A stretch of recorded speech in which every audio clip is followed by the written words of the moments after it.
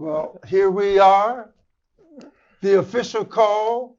Kenny B, co-host with his buddy in crime, Robert Bird. Yes, sir, known as the Birdman. Yeah. This is our last show of 2025, and we'll be entering into 2026. And today is Tuesday, and we're talking a couple days. Yeah. Yeah. But we're going to close in our show in giving you fans our top 10. Birdman. Top 10 fights of 2025, which was not easy.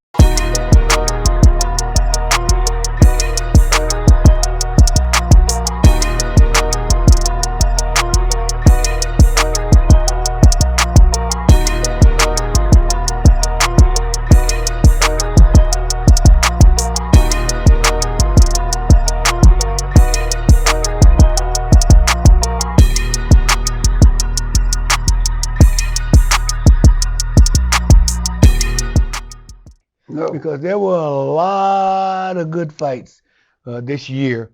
And some of them, I think, and we'll get to this a little bit more, some of them, I think, because of their importance and the fact that boxing needed some of these fights. Yes. Because boxing really was on a downswing. I'm just being honest. Yeah. Really was on kind of on a down thing. And a few of these bouts has really brought a resurgence in boxing, which boxing needed. Yes. You know? And so I'm going to start out with my number ahead. 10. Okay? And my number 10 fight. My number 10 fight was Alicia Baumgarten versus Boudin. This was a fight that was on the undercard of Jake Paul and Joshua. And it was important for me because it clearly showed what a lot of women have been lobbying for a long time. Yes. They've been lobbying for women fighting 12 3-minute rounds in championship bouts. Yes. And this bout did that. It clearly showed what we already knew, that women could do it, because like you know and I know, when we go to the gyms and they work out preparing for fights, Yes. they do 12 3-minute rounds or more Yes. in the gym while they're sparring. So we knew that it could be done. The big issue has always been, at least in the eyes of the WBC president, Mauricio Suleiman, should they do that? Right. And the question is, if you say should they do that, well, why would you not do it? Is it something medical? Is it something technique-wise, or what? And the bottom line is they've shown that they can do it. Yes. And this fight was a very good fight. Yes, it was. I thought Baumgartner really showed a good tactical ability. Boudin, while I think she didn't win a lot of rounds, she showed true grit. Yes. She stayed in the fight, and the fight went the full distance. I didn't see any fall off in terms of physicality, Right. or them not being able, getting tired, not being able to finish the round. Yeah. I thought it was a good fight, and I thought it answers the question Yes. solidly that women can do 12 3-minute rounds in championship bouts. Women can do 12 3-minute rounds, and I feel that was a good pick. Will that change the mind of the sanctioning bodies? And we know who the sanctioning bodies are. It's yet to be seen. Yes. Yet to be seen. Yes. Yeah. Now, my first pick, or my number 10 pick, Chris Eubanks and Conor Benn. Now, we know. Which one? Oh, the second one. 2025. Number 10? Number 10. Number 10. And I'm leaning toward the fathers in one sense, because they fought each other, and for their sons to fight each other the Eubanks winning the first time and Conor winning the second time, Uh-huh. I just kind of lean and give them the props, show them some love, and you're gonna see Birdman. I'm showing some love in my top 10. Yeah, but that's my top 10 for 2025. you put them down at 10? I put them down at That 10. fight was awesome. Yes, it was. But you put it at 10? I put it at 10. Well, I guess I got to go along with that then. Okay. Yeah. Come Come on. all right. Okay. All right. Well. Let's move on to number 9. Move on to number 9. Number 9 for me, Joshua versus Paul. I had to include this because it answered a lot of questions about whether or not these YouTubers should be in the ring with real fighters. Yeah. And I think the answer was pretty clear. Yes. That when you get a YouTuber like Jake Paul in with a legitimate, competent fighter, there's really not a fight.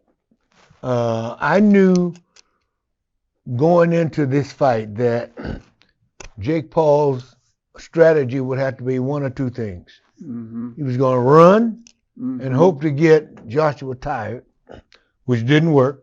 Nope. And he was going to depend on landing an overhand right, which Joshua is. He's vulnerable to that particular punch. And Jake Paul did land it a couple of times. He landed a couple of good shots on Joshua in the fight. But I knew that would have to be his game plan. Okay? But as you know, you can run, but you can't hide. Yes. Okay? At least not for very long. No, you can't. And that's exactly what happened. He ran, and I think the only good thing about that is that the folks who paid for the fight got a chance at least to see more than one round. You know, they got to see a few rounds, and so the fight was extended. But kind of like Mayweather and Conor McGregor. Yeah. Well, but putting that as a top 10. Really? It had to be in the top 10 because of the importance of answering the question that everybody was on everybody's mind. Well, could this YouTuber actually beat someone who was a legitimate fighter? Right. And you knew that he couldn't, and I knew he couldn't. But there's a lot of fans out there that thought maybe he could. Right. You're right. They was pulling for Conor McGregor too, which we knew going in that that's all it took for Mayweather. I kind of agree with you, but I disagree because McGregor, I think, represented himself. Number one, McGregor was a combat sports person. He was, at the top of his game in MMA. Yeah. All right. Jake Paul, the top of his game is the number of people that he can bring in. Okay, that's it. Okay, so I don't. You see, I think it's a little different. Yeah. And McGregor, to his benefit, okay, he won the first 3 rounds. Yeah. In that fight against Floyd, he won the first 3 rounds. Now, some people say Floyd let him do it, but the bottom line is, if you were judging the fight, you had to give him those first 3 rounds. Now, we know what happened after that. Right. But I think it's a little different because I think people felt that Conor McGregor was a legitimate contender because of all the things that he had done in MMA. Jake Paul has fought nobody but has-beens. Okay? Now, I mean, I'm just being honest. which makes me say, let me give you my 9, guys. Well, okay. And I'm showing some love to David Benavidez when he fought Anthony Yarde. Now, David Benavidez, you know, they call him the monster. Is that that's his it. nickname? That's it, the Mexican monster. Because of the way he comes out, the way he dominate rounds, the pressure he can put on a fighter. And I thought Yard was holding his own for the most part, up until he got hit with some good shots, and the fight ended up a TKO in the 7th round. But that's my 9 pick. Okay, and you also know that Jake Paul, when they asked him who he never wanted to fight, guess who that was? Oh. David Benavidez. David Benavidez. Okay, yeah. Right, exactly. So maybe there's some sense of that. You know what I'm saying? Yeah. Now, yeah. Number 8. Number 8. My number 8 is Pacquiao versus Barrios. The old man showed up, and he almost showed out, okay, in that fight. He had been off, 3-4 years. He was in June, got elected to the International Boxing Hall of Fame along with you, by the way. Yes, he did. And so he had been away from the game for close to 4 years. Right. And he was coming back into the game, not against a person that, was just a contender. He came back into the game against a young, strong champion. Right. And like I said, he showed up. He was very, very competitive in the fight. He almost showed out because the decision was close. Yeah. The old man did it against a young, strong, gifted fighter, and he fought for a significant time after being off. So he didn't embarrass himself, not at all, and he served notice that he's still a force to be reckoned with in that particular division. And I think that in 2026 we're going to see some more of Mr. Pacquiao.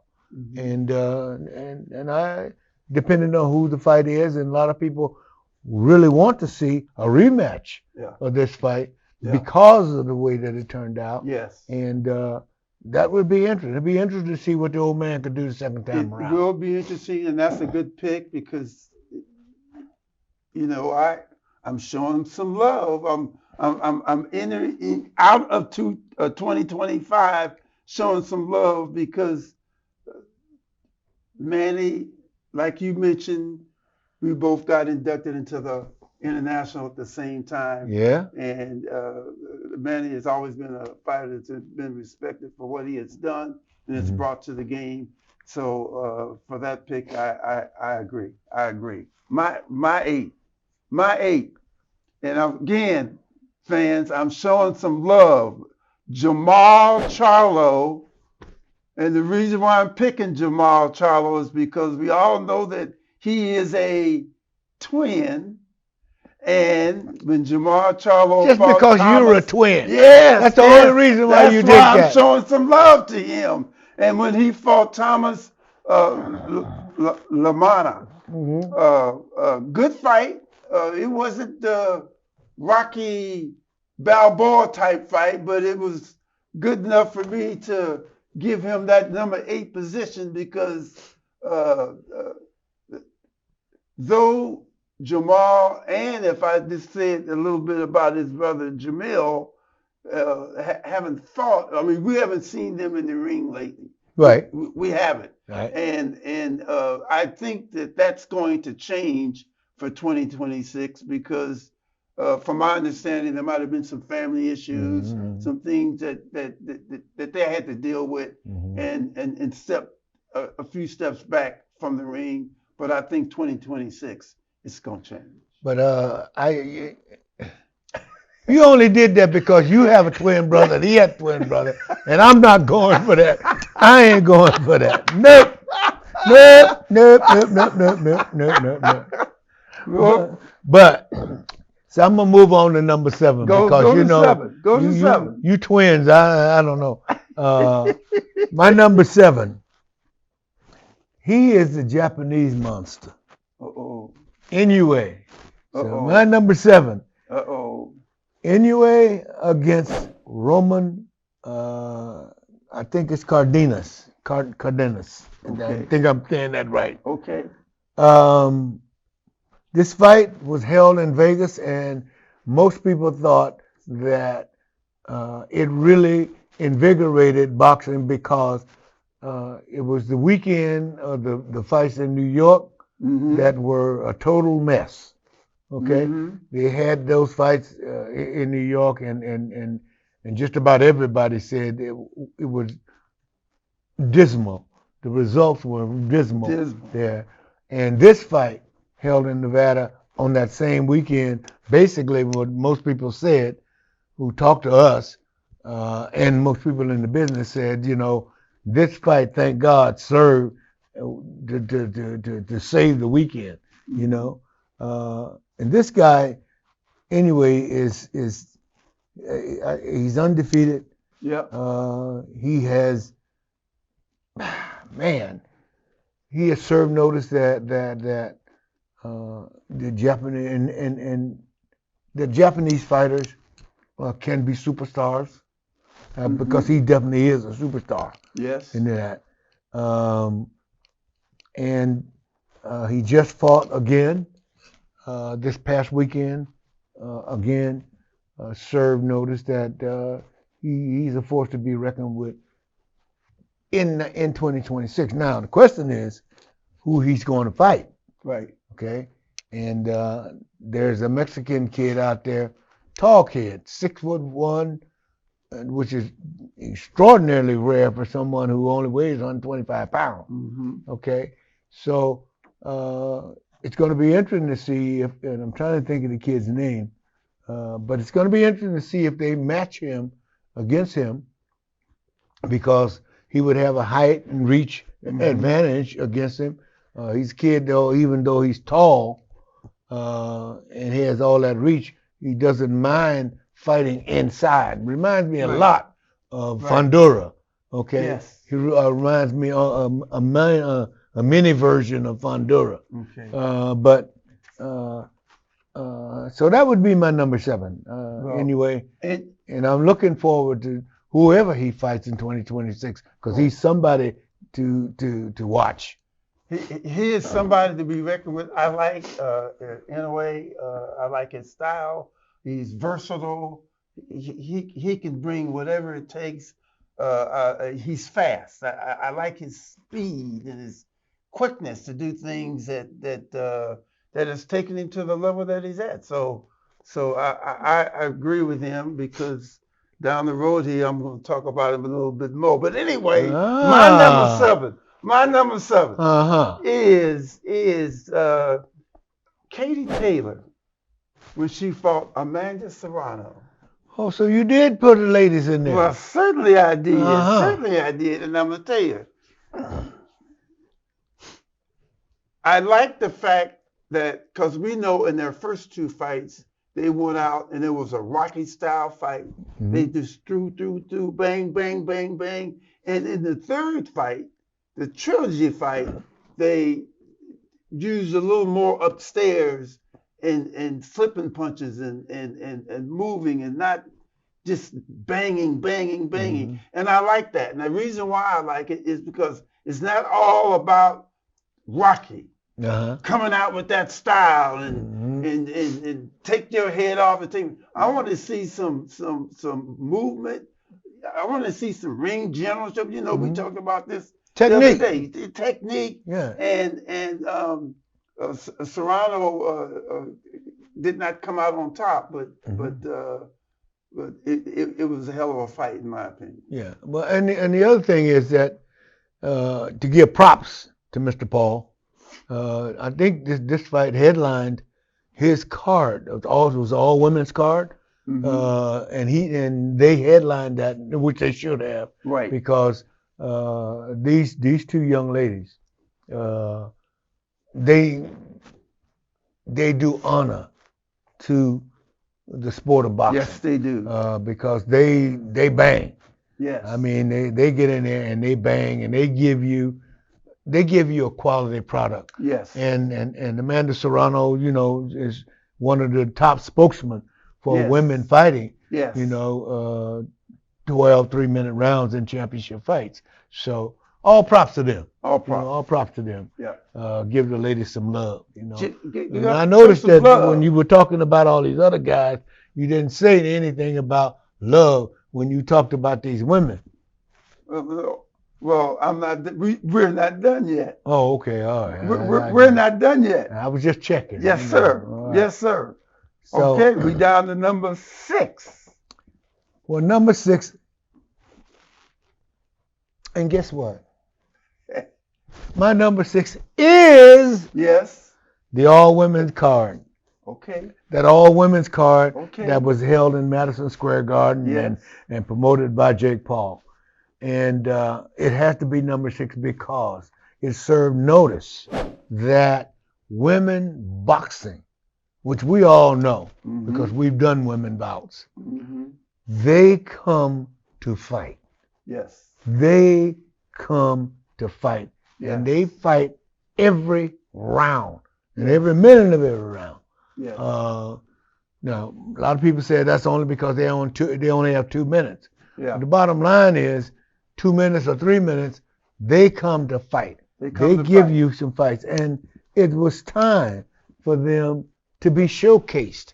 And that's the reason why I like this thing, because it was an all-women's card. Right. And that's, a lot of promoters won't do that. They'll put one woman title fight on here or there. Yes. This was an all-women's card.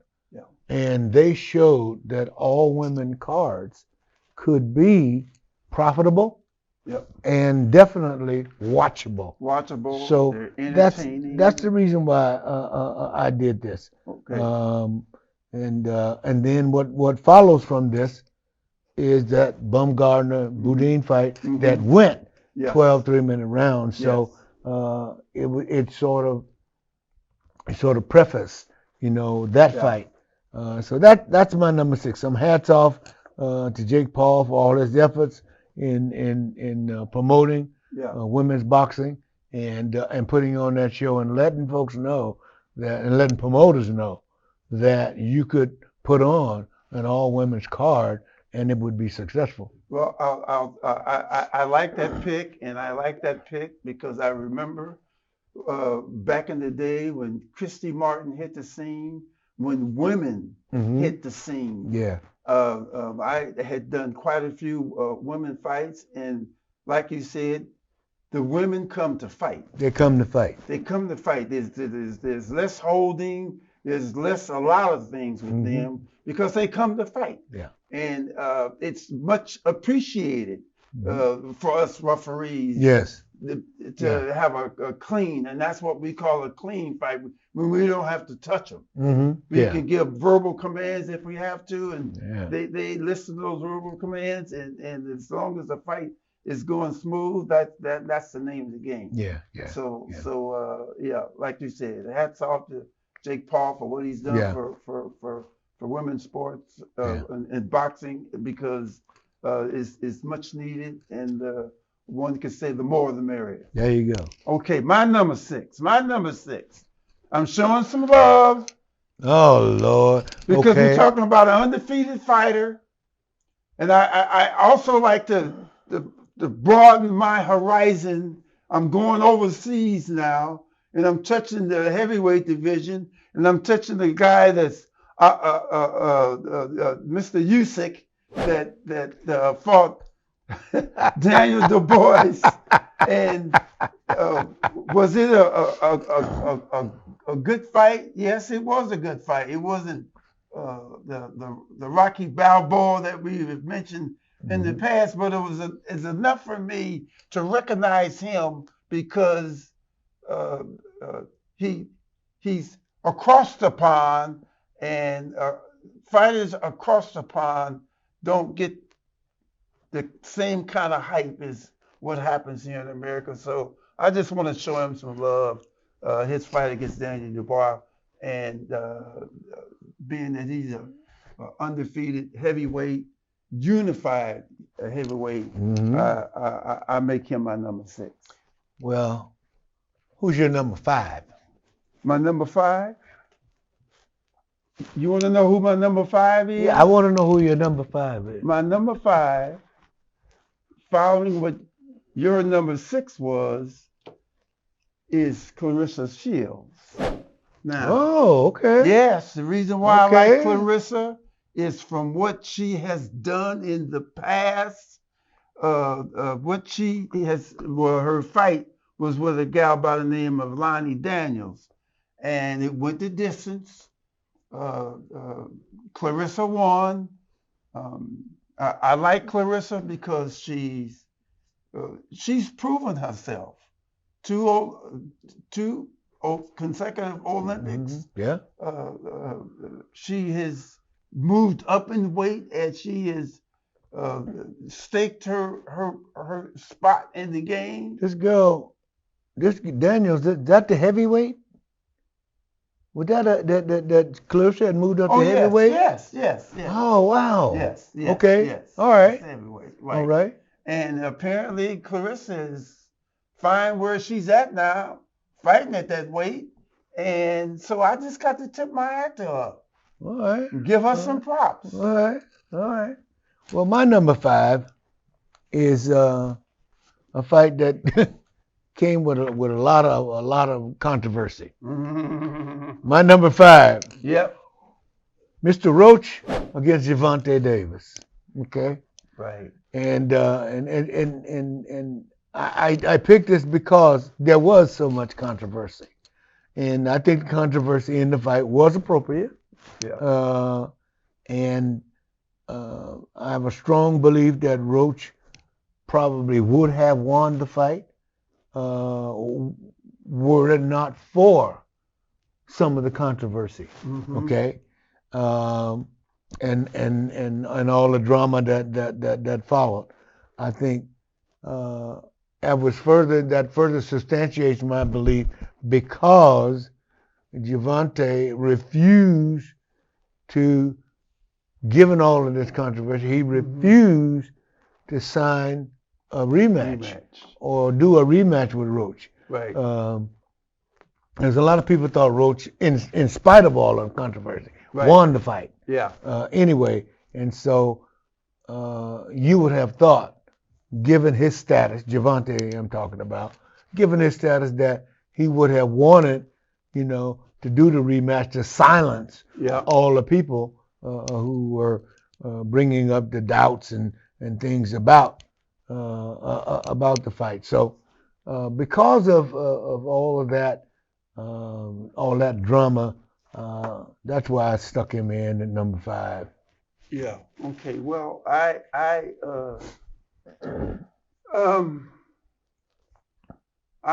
could see your point, because we have talked about that fight on the show when it took place, and the controversy and with Steve Willis and not calling it a knockdown, and it was messy. It was messy, but I think in our conversation, in our show, we cleared up what the rules were. We cleared up what should have been done. Right. And the rest is history. Those are the type of things we don't like to see happen, because the negative element out there will say anything, and we know what they are, because they touch base on the negativity anyway. So anyway, no problems with that. My where are we? 5? No, are we at 5? We're at 5. I think I don't know. I think we're at 4. 4. Yeah. 4. Yes. Yeah. Okay, my 4 is Shakur Stevens and William Cepeda. All right. And that fight was All right. a smaller version of a Rocky fight, because they was throwing. They was throwing leather, Bird. They was throwing leather, and it appeared that Shakur may have gotten hurt in the earlier rounds. He kind of dipped on a shot that he took, but for the most part, he stole the show. Now, I'm not taking nothing from Cepeda, because Cepeda fought his heart out. Yeah. I mean, his heart out. But from the judges' scoring, one judge had it, or two judges had it 118, 110, and one judge had it 119, 109. So it was obvious by the scoring. But the fight was entertaining. Mm-hmm. The fight had all the elements in it to make it as good of a fight. So that's why I made them my number 4. All right. Well, my number 4, we're going to talk about a guy that you talked about. Was Usyk versus Dubois 2. Okay, the second fight. Yes. And this is because there was a lot of drama, much like the Gervonta fight in Rocha. A lot of drama in the first fight due to Dubois claiming that Usyk claimed a low blow that was not a low blow, and because he got a little bit extra time, it gave him some kind of edge to come back into the fight. Well, we looked at that fight. I looked at that fight, and I went back and forth and back and forth and back and forth.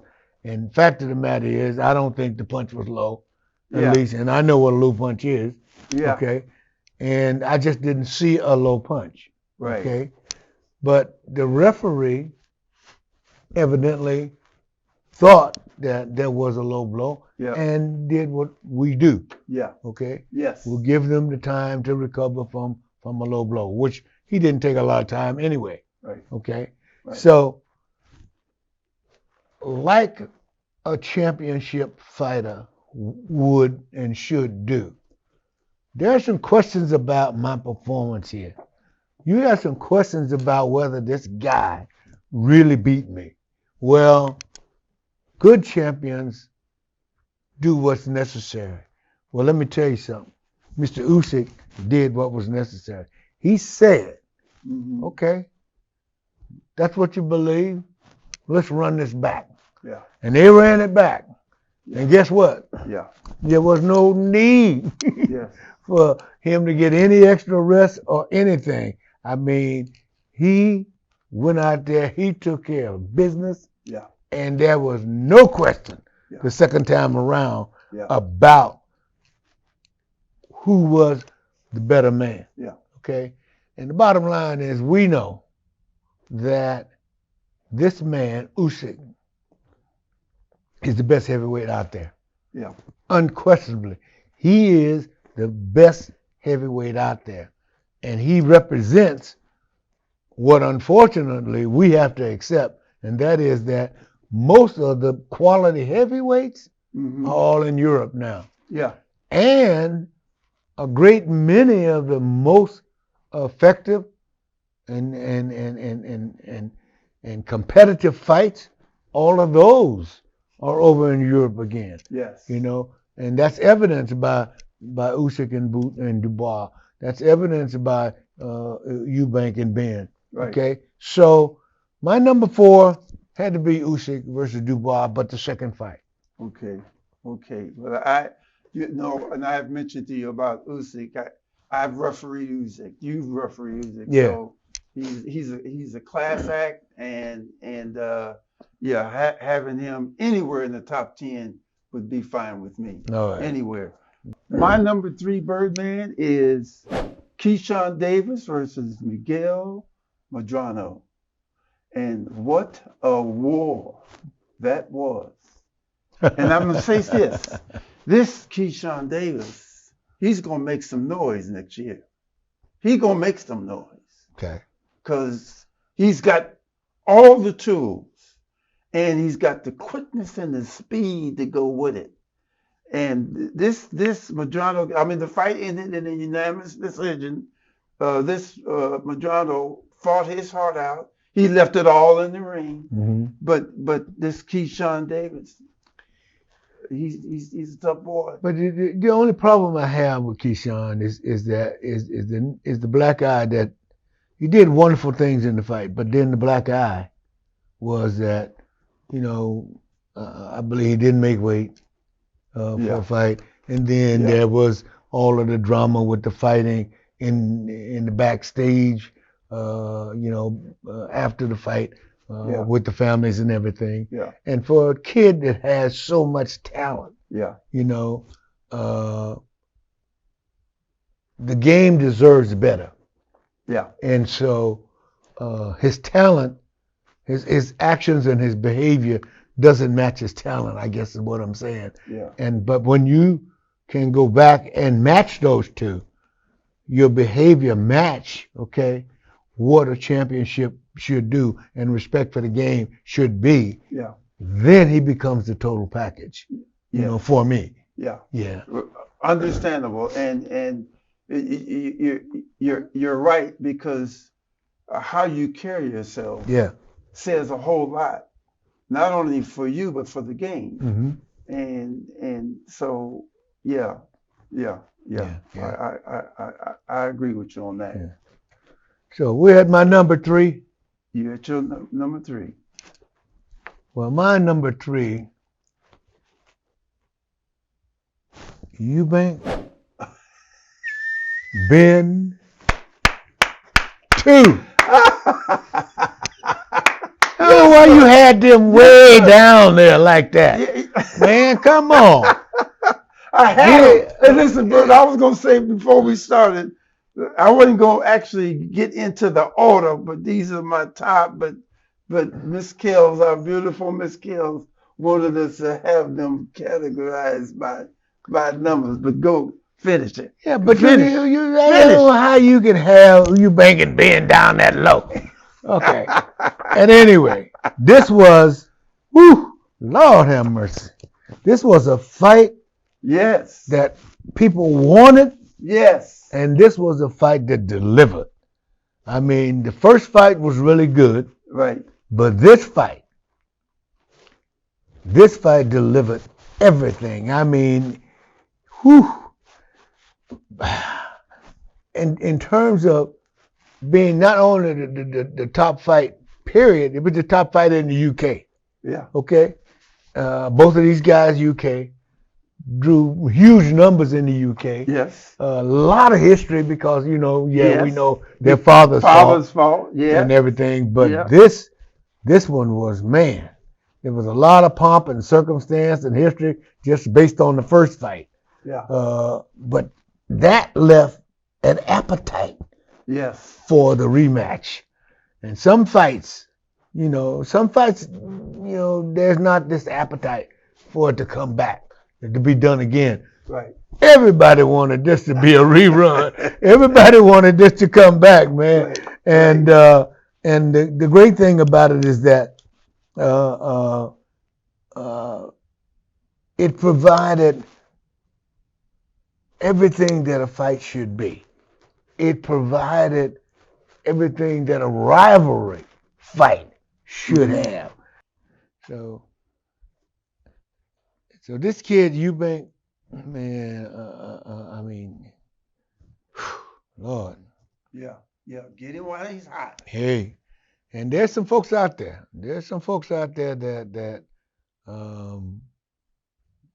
there's some good matches out there. There's some good matches out there. At $168. $168. I think that there's a guy out there. He's fighting light heavy right now. You talked about him beating up on Yard.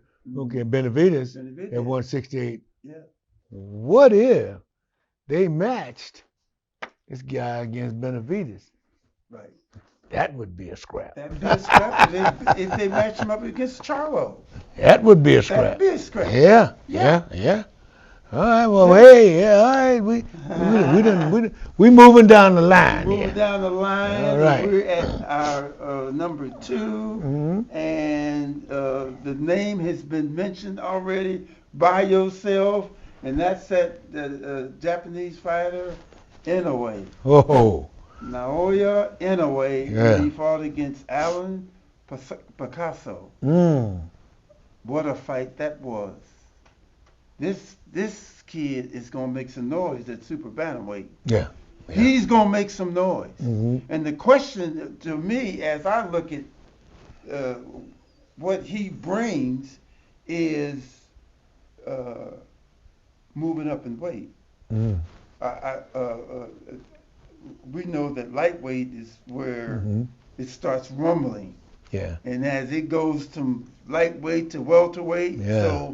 so how much will he choose to move up? Because uh, the bantamweight size, Mm-hmm. it doesn't carry long, or it doesn't. Mm-hmm. There's something about it doesn't get the same recognition, I guess is the Mm-hmm. word I'm trying to use. Yeah. Than the lightweight, Right. welterweight. Well, and yeah. that Well, sort of stuff.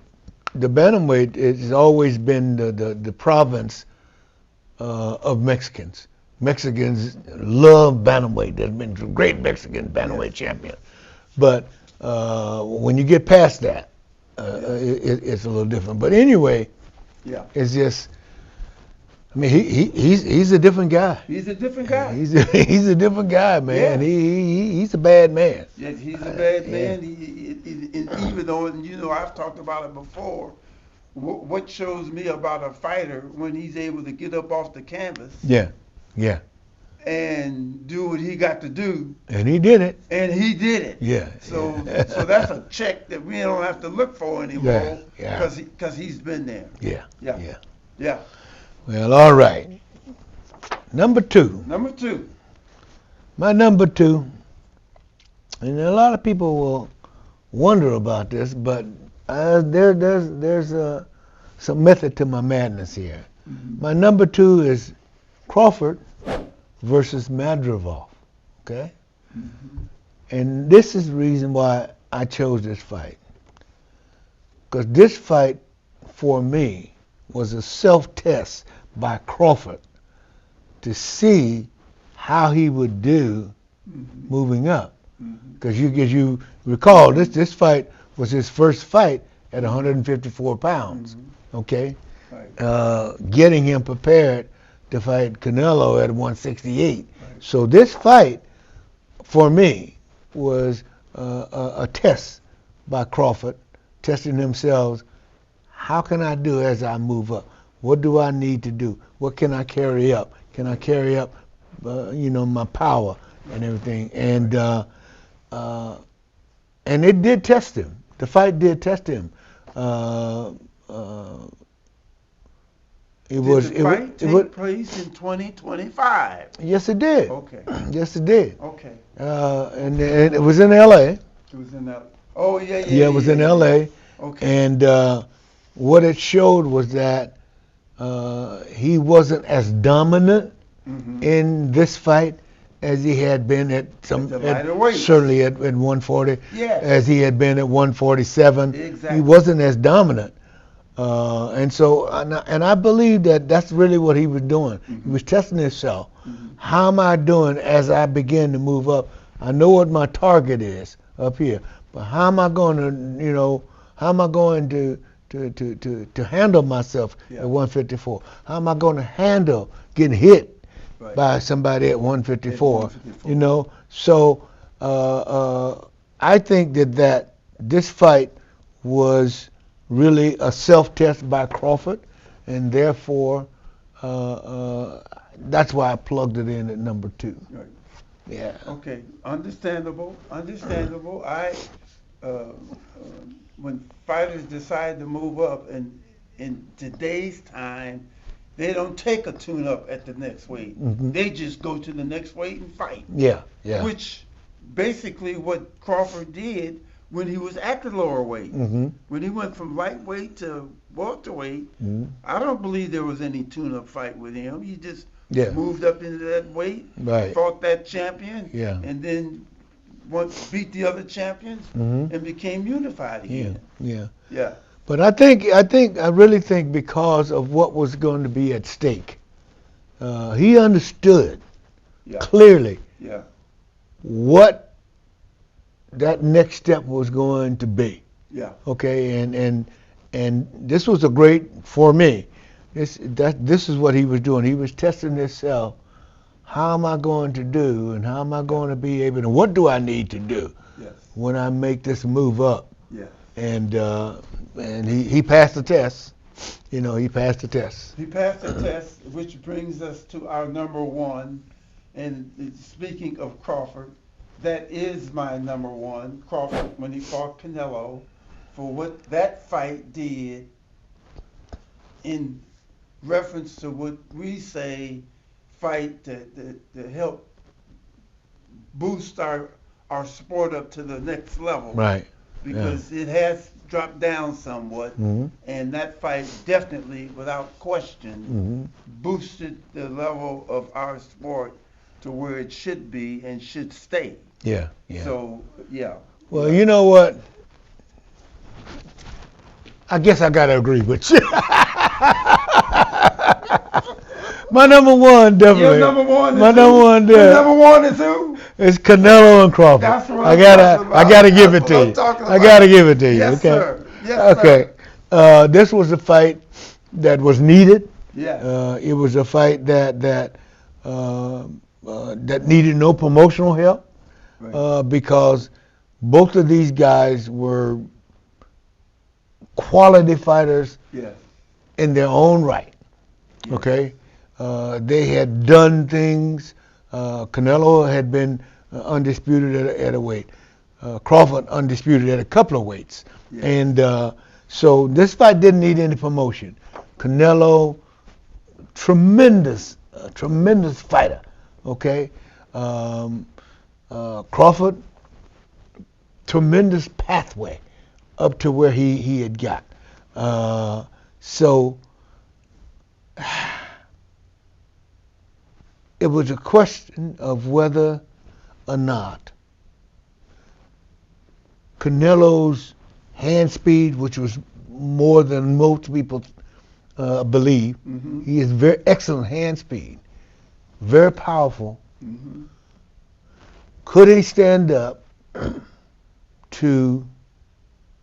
Could he solve? I should say. Yeah. Could he solve the movement mystery that he was going to have to deal with? Mm-hmm. Because the only person that ever did that to him, Yep. okay, was Floyd Mayweather. Yeah. Okay, and when we talked about this fight on the show, and people called in on our call-in on our live tone, Mm-hmm. and they would said, well, what do you think? And you know, because I'm active, I would never, ever say Yeah. this fighter's going to win or this fighter's going to win. I won't do that, Right. you know. But what I did say was fights are won from the waist down, Mm-hmm. which was, if you were, really paying attention, that was a big clue. Yeah. That was a big clue Yeah. to say that the person who had the best lateral movement, footwork, stood a very good chance of winning this fight because all of the qualities that Canelo has, the one quality that is not as good is his footwork. Yeah. Okay? Yeah. And that proved to me to be the difference in the fight. Yeah. Okay? Yeah. So, but this fight was what this sport needed at that time. My God, 70,000 people Yeah. in a football stadium. Right. A fight needing no promotion at all. Yep. The fighters conducting themselves totally professionally. Yes. Everything that the sport needed at that point in time, they delivered. And therefore, this fight has to be the number one fight 2025. That's very well said, and yeah, I like both of them. I like Canelo as well as I like Crawford, but someone was going to have to lose. Mm-hmm. It was going to be rare that it would be a draw. Yeah. But like you said, from the waist down was Yeah. basically the bottom line. That's it. Right. That's it. I mean, it was a chess match as well. Mm-hmm. As to when you decide to throw, when you throw, when you move, whatever you do, Mm-hmm. it had to be done strategically. Mm-hmm. Yes. Because both of them had something to bring. Yeah. Both of them have something to bring. Yeah. And so, I want you to know, finally, we agreed on something. Yes, okay? We agreed on it. And fans, we want to always thank you for tuning in to the official call. We want to, again, say Happy New Year to you, and hope that 2026 is a year that starts up. You head into it with a good frame of reference. Mm-hmm. And as I like to always close and say, what I say, you must obey. Well, Brother Kenny, like you, I want to wish all of you out there a very happy new year. May any challenges that you face in the new year, may you meet them and beat them. May it be prosperous, may it be healthy, may it be safe. And you know what? Let's do this. Let's do it.